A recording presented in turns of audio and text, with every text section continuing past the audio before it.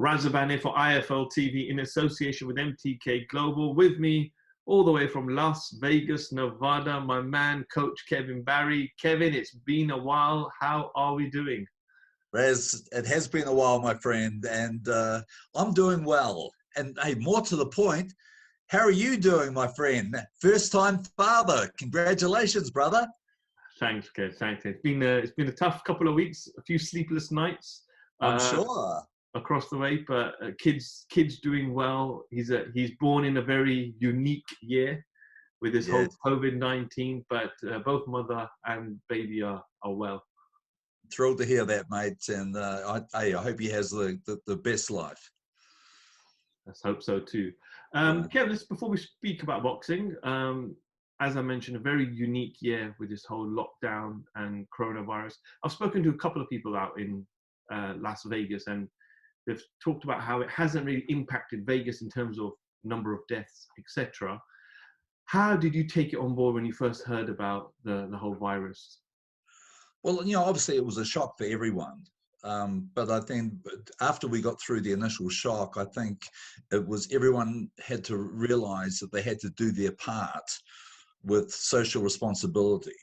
You know, this is a serious thing, and it's something that we all have to be involved in together. We can't have, you know, half the country on board and the other half saying, you know, bugger you guys, you're on your own. This is something that we all had to work against together.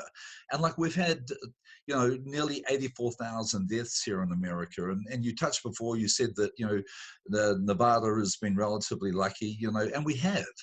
But, you know, we've had, I think, you know, just over 250 deaths. But the economic damage to Las Vegas and the state of Nevada is huge. You know, we've got, you know, hundreds of thousands of people unemployed, and that's the real damage. So look at, hey, it's been a rough time. It's been a rough time for boxing, but it's been a rough time for all sports. And but what's even bigger than that is it's been a rough time for the world. You know, nearly every country in the world has been touched by this. And, you know, it's a difficult time, it's a rough time, but it's a time where health and safety have to be paramount. You know, everything we do, we have to work together, and we have to, but we have to stay positive. We know that this virus is potentially very, very damaging, and we all have to do our part and work together. But we need to stay positive. We need to realize that we will get through this. We will get over this. But you know, we have to do it together. How have you been coping yourself? Obviously, I know you like to keep yourself in the gym with your fighters, but how have you mentally been coping and physically? Well, look, you know, I've been very lucky. I have a private facility that is less than 2 minutes from my house. Now, whereas all gyms were closed during this shutdown period, my private facility, I've been able to go there every day, or 6 days a week, sometimes on a Sunday, and I'll get on the bike, I'll ride the bike for an hour, I'll do my shoulder strengthening exercises that you need to do as a coach. And, you know, and I'll walk around the walls, I'll look at the posters, I'll look at the photos, and I keep telling myself, you know, we will get back to where we were. But I feel very, very lucky that I've been able to get that little release in every day, because I know there's a lot of people who haven't been able to leave their houses. So, you know, when you ask me how I'm doing okay. You know, I'm also, as you can see at the moment, I'm sitting in my office. I spend a lot of time here. I've got a big TV room just off my office where I watch a lot of footage of fights. I've been studying a lot. I've been writing programs. You know, so I've been trying to make the most of this time. And you know, one thing I will say, you know, as a team, we were very lucky with Joseph Parker, because Joe fought the end of February. And so, you know, he was able to get that knockout win in over Shondell Winters, then go back to New Zealand And, he's been back there. He's got a nice gymnasium set up in his house, and he's been on lockdown, but he's been able to train all the way through this. But the fact that, in 2019, we only had that one fight. If we hadn't got that fight in at the end of February, it would have just been terrible for us. On the flip side, for my other heavyweight, Guido Vianello, 6-0, 6 KOs, he had just completed 92 rounds of sparring with, Tyson Fury, Joe Joyce, Joseph Parker. He was in the best shape of his life, and we were due to fly to Quebec 3 days before they shut things down. So, I felt a wee bit sorry for him, and also coming from Italy, Italy was a real mess, and they closed the borders there, so he couldn't go back home and be with his family. So he's been here throughout this time. So I put him out of the gym. He had like a break for 3-4 weeks, and he's been back in the gym training on a Monday, Wednesday, and Friday. And then last week, I received a call from Top Rank, and as you're probably aware, they're going to be one of the first companies to actually stage fights again. We're looking to do fights with no crowds here in Las Vegas starting early June.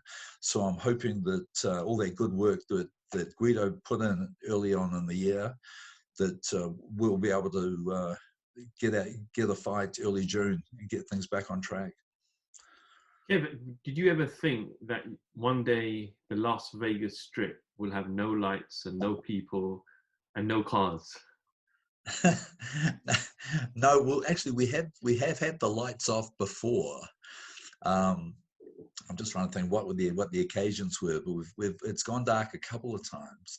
I had a friend that owns the building where my gym is, and he said to me, he actually showed me the video. He was down there over the weekend with his wife and 2 children, and the children were riding bikes down the strip, and there was absolutely no cars at all. And I just said, well, it's a perfect video for them, because they'll probably never ever have this opportunity again to be in a place like this. It was, it's like a ghost town. And as I mentioned before, the real damage here has been economically done. The casinos are everything for the state. They pay all the bills, and the fact that they've been shut down now for 6 weeks, it's been really tough for a lot of people. Kim, a lot of people don't realize this, but fighters don't get paid if they don't fight. Now, let's not worry, not just your fighters, but overall in boxing, within the community of boxing, how difficult is it for fighters personally to survive without being paid? Well, look, let's remember, like, all fighters get paid, but I mean, the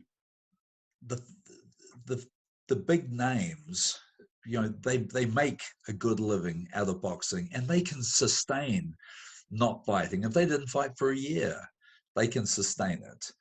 But the majority, the 90-95% of professional fighters, they need to get into the ring. They need to get these fights to pay their bills for the year, to pay their rent, to feed their children. And they simply have not been able to do that. And I'm sure it's put a lot of people under a lot of pressure. And we know the fighters are going to be affected by it. We also know that the major promotional companies, most of them, they have the backing to carry, and support a time like this. But what about the small promoters? The small promoters that rely on, having their 4 to 6 shows a year, making enough income during those 4 and 6 shows to pay their bills, to pay their staff, to support the fighters that they have under promotional contract. And one thing that is very evident, and I believe this is to be true, that a lot of these smaller companies are going to find themselves under a lot of pressure now, and they'll be making decisions for their fighters that they probably wouldn't have made if we weren't placed in this situation.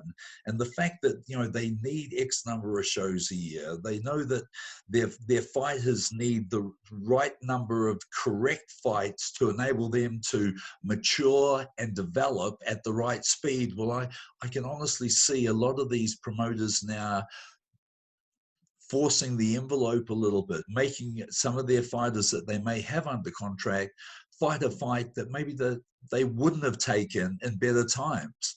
So, you know, desperate measures, you know, cause for desperate decisions. And I think we're going to be seeing a few of these. Kev, you mentioned there earlier about Top Rank announcing they're going to be going behind closed doors in Vegas. How difficult is it going to be for fighters? We saw the UFC the other weekend, empty arena, not getting that atmosphere, that buzz. But is that something that's important to fighters? Well, I think it is.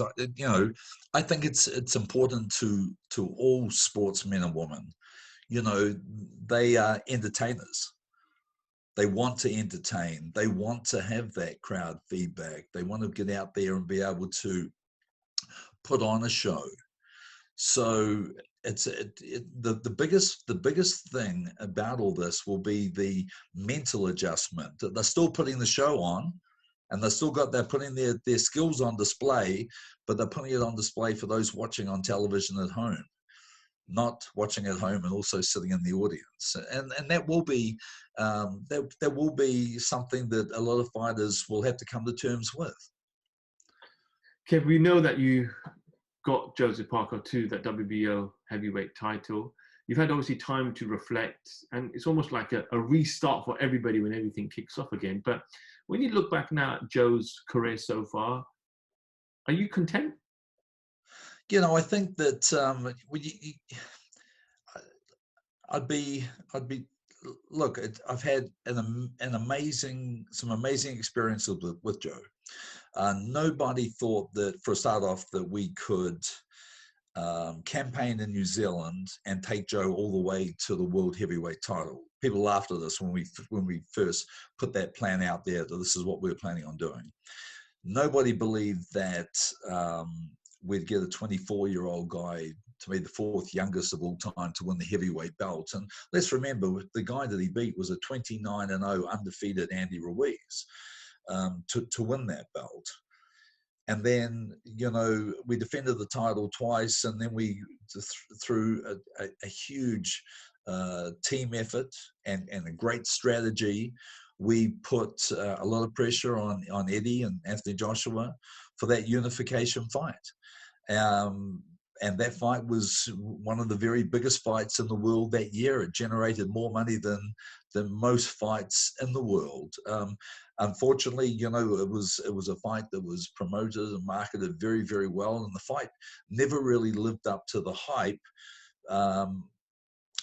because of, you know, a couple of things. One is, I think there was too much respect given by both guys to each other, and secondly, we had an inept referee who just did not want to let the guys fight. But, you know, when you're asking, am I content? You know, I'd have to be content because, you know, we defied the odds for a lot of things. It was the first ever heavyweight champion from New Zealand. But, you know, you can't, you know, when I'm sitting there by myself, and I'm very proud of what Joe's done, and I'm very proud of what I've done, and the hard work of our team. But I also know that, you know, we could have done more. We could have been better. Joe knows, you know, if we ever had that opportunity again, you know, you have to be more aggressive with a fighter like Joshua. And, you know, and Joe knows that the expectations for him were great coming into that fight. And as I mentioned, the fight just never lived up to the hype. Do you have like another goal in mind with Joe? Do you want to go and see him become a two-time unified heavyweight champion? Is that what you want next for him? That's our goal. Joe and I, you know, we want to win that heavyweight title again. And we both know that Joe has enormous talent. We both know that that this is something that is well within him. He's only 28 years old now. We will get another crack at the world heavyweight title. And I think all around, I think Joe will be far more mature. His approach will be different. And I think the second time round will be so much more sweeter. We've seen over the last couple of weeks, there's been a few back and forth between Joe and Dillian Whyte, who both have surprise. who both had a great fight back here in London at the O2 Arena. Yeah. But in your mind, is that the fight you want, or is there a map that you see this is the route you want to take? Oh, look, we would love the Dillian Whyte fight, and we've been saying that since our encounter with him. A fight that we had everything against us. They were training for a fight. We were offered the fight late. We took it on 6 weeks' notice. Joe still put really good work in, and then we got out there and we still expected to win the fight. And the headbutt to the cerebellum in the second round, where he fought the whole fight concussed. Look, you don't need an excuse to see what happened in that fight. And even with the concussion and everything that Joe had, and the illegal tactics that were exhibited by Dillian right throughout that fight, Joe still had him completely out on his feet in the 11th and 12th rounds, and we should have knocked him out. And if we ever get that opportunity again, we will knock him out. And that's a fight more than any other fight in the world. That's the fight that we want. Okay, we know in New Zealand and in places like Australia, the virus has reduced or is non-existent.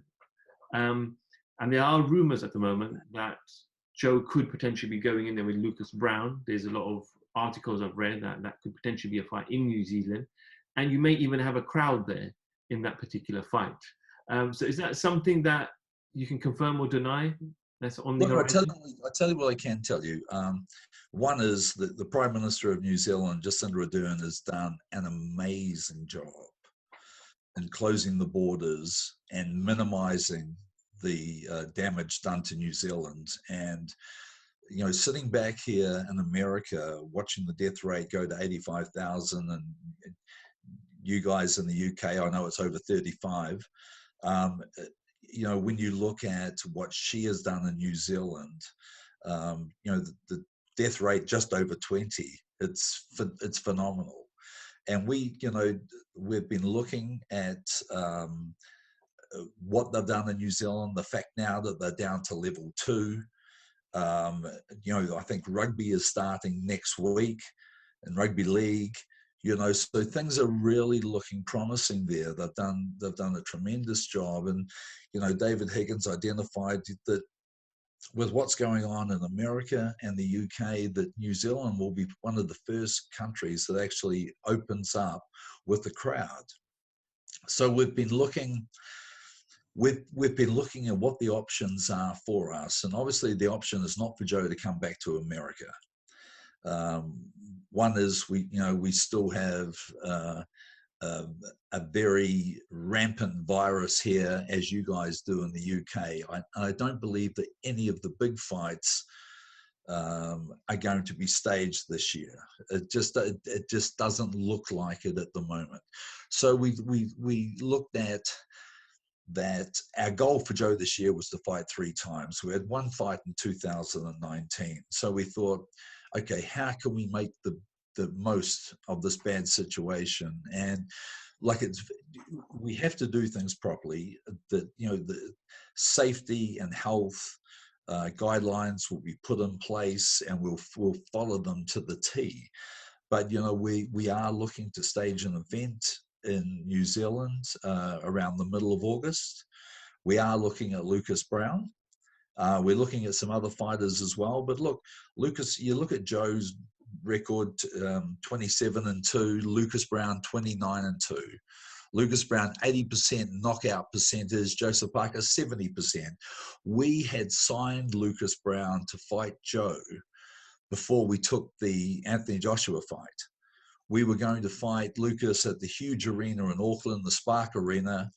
And, when we started our lobbying to get that unification fight, the Lucas Browne fight was put on the back burner.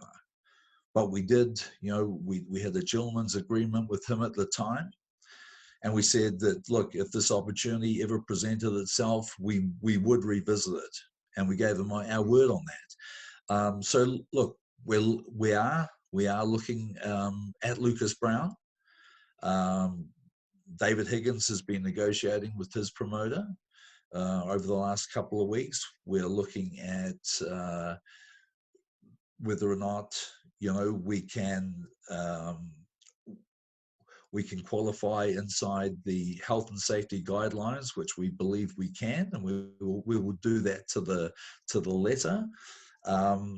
We are looking at a very small crowd. We're looking to make a very different type of fight, under 100 people.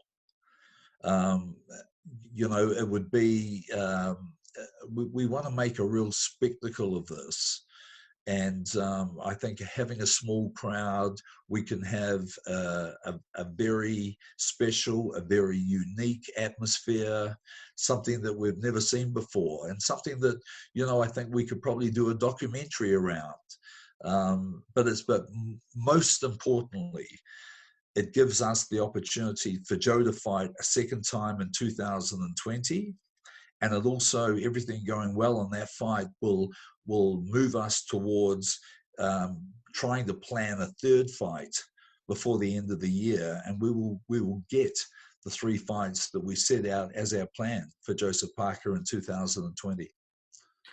Kev, can you also confirm or deny if we are going to get any videos over the coming weeks of yourself dancing and singing?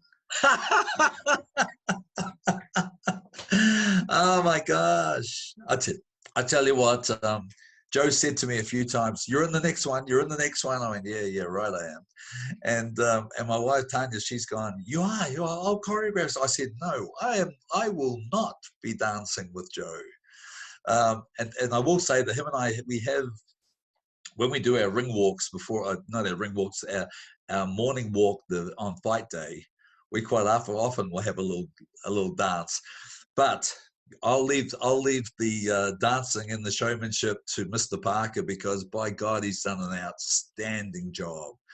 Like, he has entertained and put smiles on people's faces all around the world. He has spread his following hugely throughout this. He's one of the guys who has, more than anyone else, who has stayed relevant during this quiet time. And Joe's fan base, outside of boxing and sports people, has gone through the roof. You know, people who never ever knew who Joseph Parker was know who he is now.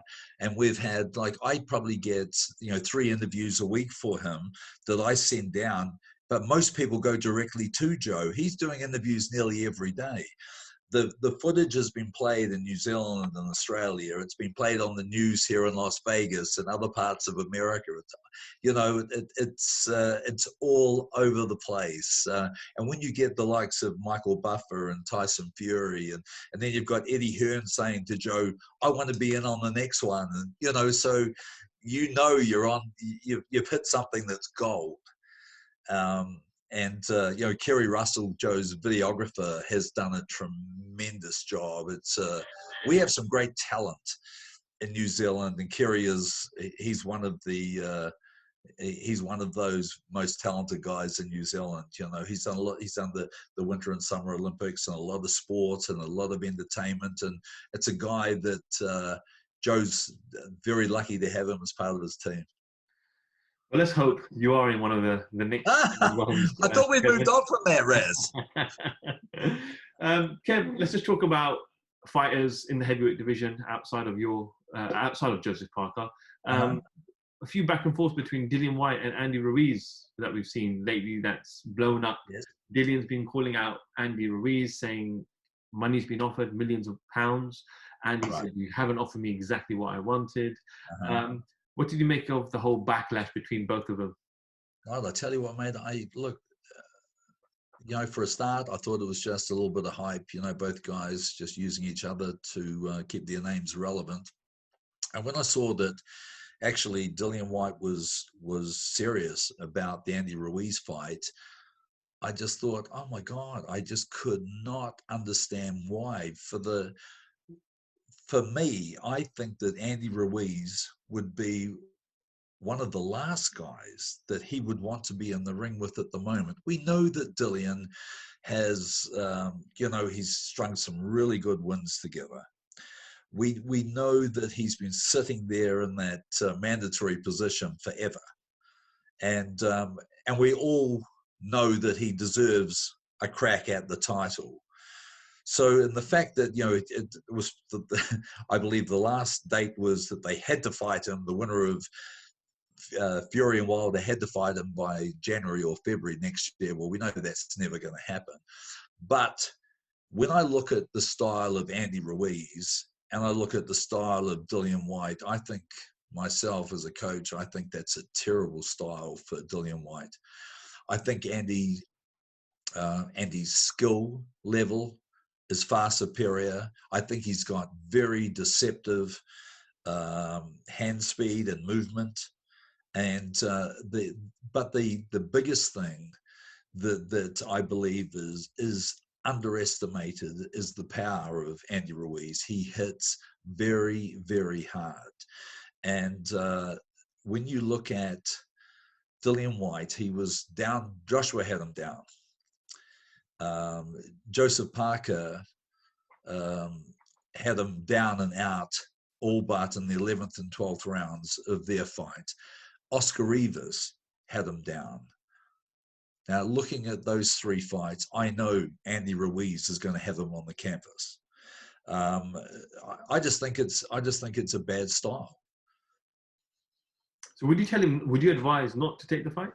Oh my God, I think it's a terrible fight for him. If he wants to get that world title fight that he's been, that he does deserve, and that he's been screaming for a number of years, then I think he wants to stay away from Andy Ruiz. You obviously fought Andy Ruiz to win the WBO title initially. Andy's gone on to win the unified titles when he beat Anthony Joshua about a year ago now. Andy Ruiz obviously didn't come in the best of shapes in the rematch. Is he still a force to be reckoned with in the heavyweight division? 100%. I have always thought that that Andy Ruiz is one of the top guys in the heavyweight division. Even well before the first Joshua fight, I would have easily had him in my top 10. And I tell you what, I think it's a smart move that he's made going to Eddie Renasso, because I think Eddie will actually make him a better fighter. You look at chemistry, and I think they're just, we can never really know, but looking in from the outside, it looks like a really good fit for him. I don't believe that Teddy Atlas was the right fit, and that's why they never really even got together. But I think Andy will have it easy. He's still young. I think a disciplined Andy Ruiz who trains properly, doesn't balloon up in weight, is going to be a handful for anyone in the heavyweight division. Okay, we know Anthony Joshua is supposed to be fighting his mandatory in Kubrat Pulev. We know Tyson Fury and Deontay Wilder are supposed to have their trilogy fight. There were talks about potentially Pulev and Deontay Wilder taking some step-aside money to allow Joshua and Fury to fight in a place maybe like Saudi Arabia towards the end of the year. If you are the coach or manager of Pulev or Deontay Wilder, more specifically Deontay Wilder, do you step aside and allow Joshua and Fury to fight, or do you say, no, I want my rematch with Fury? Well, it all depends how much money they're going to offer you. If it's small money, the answer is no. If they're going to pay you a lot of money to step aside, because let's remember, like if Joshua and Fury were to get together, it's a massive, massive, massive fight, and they would have to pay a lot of step aside money. I think the person who would probably benefit the most from that would be someone like Pulev, and because I think Pulev's going to get one shot. He's going to get a payday against Joshua. Joshua was going to knock him out, and then his career at the age of 39, 40 is probably going to be over. So someone like him, I think it would be more beneficial for. I look at Deontay Wilder, and I think he's probably deep down a little embarrassed about that second fight. He looks at the 2 knockdowns in the first fight and goes, well, you know, why did the second fight turn out so different? And I think he would want the opportunity to erase some of those demons from the second fight. But, you know, sitting there in the audience, I was in the third row with Joe Parker in Tyson's corner, and looking at the second fight, it would be hard to see the third fight going any different.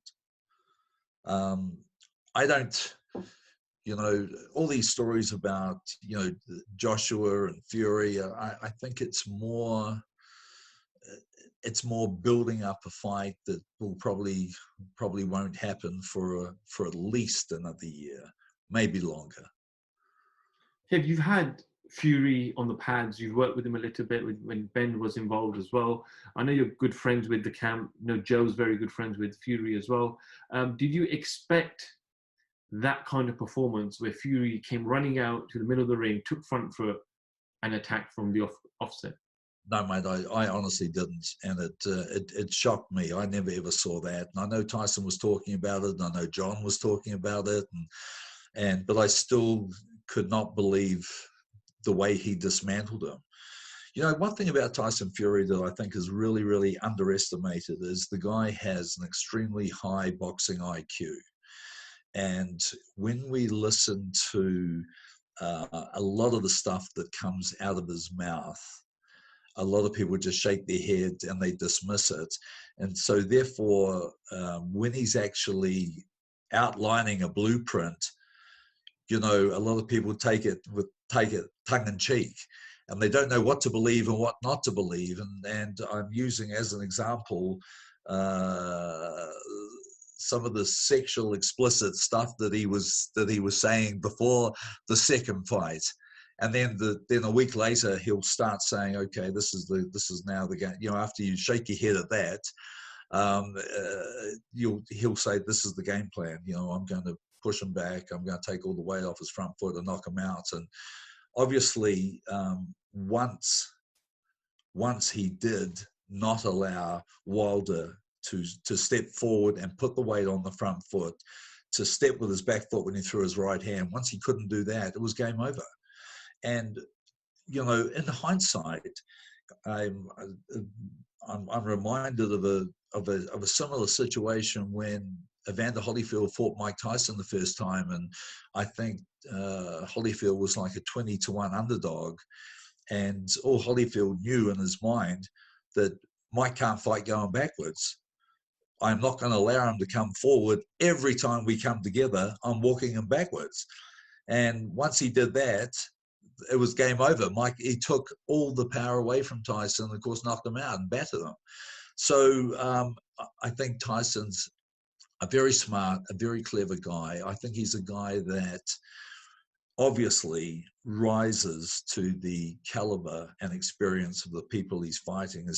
His biggest ever performances have been those at the highest level. And I'm, of course, saying, you know, the Klitschko fight, where his style just threw the experience of Klitschko right off.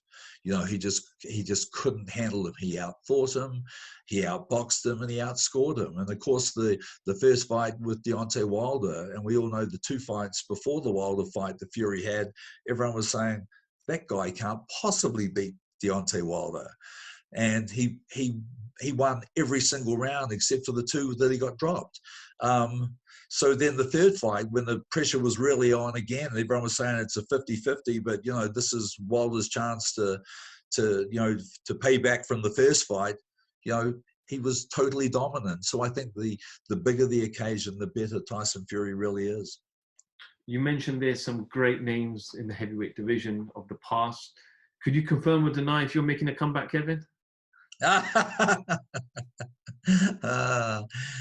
I'm making a comeback to coaching. I've been trying to fix my shoulders while we've had these 2 months off, so that all the blows. I'm a hands-on coach, and my son shakes his head and he goes, "What are you doing, Dad? Take the pads off." And he's always trying to get the pads on, to protect me. And I'm still thinking, well, look, I turned 60 this year. I know I've got a few good years left of me, and I'm just working hard to make sure that I can keep being a good hands-on coach.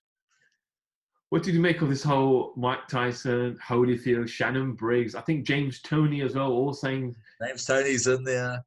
Mate, I tell you what, I think it's, look, it makes for good copy.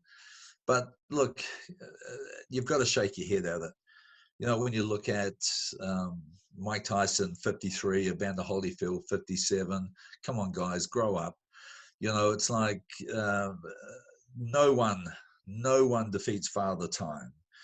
And look, I don't mind if they still now, the two of them look in great shape. I think Holyfield will always be in shape. But, the fact that I think Evander won 7 of his last 15, Mike 5 of his last 12, and he got battered towards the end of his career and looked terrible. Mike hasn't fought for 10 years. Evander hasn't fought for 15 years. It's nearly 25 years since the two of them had their 2 epic encounters.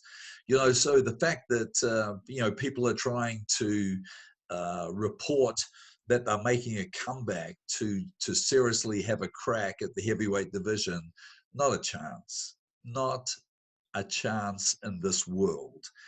If they want to come back and and go in a couple of exhibition fights, I think there's a really good market there, because these are 2 of the greater fighters of all time. Have their names have massive respect, multiple world championships. People would love to see them in a 4-round fight. And you look at guys like Eddie Hearn with these YouTube guys, and there is an opening there. And I was reading a story today where Eddie said this, one of Tyson's guys rang and approached them. Would you be interested in Mike Tyson? So look, could it happen? Yes. Is it going to happen at a real competitive level, a serious crack? No, never, ever, ever. Father Time is still undefeated. Well, I think everyone would love to see an exhibition. If those 4 or any others would like to mingle in, I think it'll just be good for the people who've been deprived of watching boxing over the last couple of months. But it'd be fun. But I do agree with you. I don't think it'd be sensible to go back in the boxing ring. As much as it looks you look good on the pads, going in the ring when someone else is throwing punches at you is completely different. Yes, and both those guys at the end of their careers, their reflexes had really regressed. So they know it. But listen, let's remember, they both were very successful. They both made hundreds of millions of dollars. They both were squandered all their money, blew through it through bad investments and bad management. Both in their retirement careers have been more successful. I think they're a lot smarter now, and I think this is an opportunity. Where when they're talking about exhibition fights for charity, that there is a lot of moolah in this for both those guys if they lace the gloves on and get in for an exhibition match. Kevin, always a pleasure speaking to you. Always very generous to me with your time as well. I appreciate that. And sorry to bugger you so much. Many weeks ago, I was dropping a message every other week. No, that's all good, mate. I tell you what I did, Raz, and you are one of my favorite guys in the media world. Okay, so it wasn't like I was doing media with anyone else, because I haven't, up until about 3-4 days ago, I hadn't done any media for over 2 months. I was giving myself a break, and I think that's very important sometimes. And I had the likes of Joseph Parker doing more media. he was the leader of our team doing media worldwide, and of late we've had David Higgins has been very vocal, so there was no need for me to say anything. So that's why I didn't get back to you, my friend, but we're back together now. That's all that matters. Yeah. Kev, appreciate your time. I know we're going to run very short now because we have a time limit of 40 minutes. I'm not sure how much we've done, but we're very close. Wish you nothing but obviously health. Stay safe. Continue to stay safe, yourself and your family. And I'm sure we'll be bumping into each other very, very soon. Look forward to seeing you, my friend, and get you back here in Vegas, and lots of love and great wishes for your new son. Kevin Barry, I appreciate that. Thank you. For IFL TV, thank you very much. Okay, mate.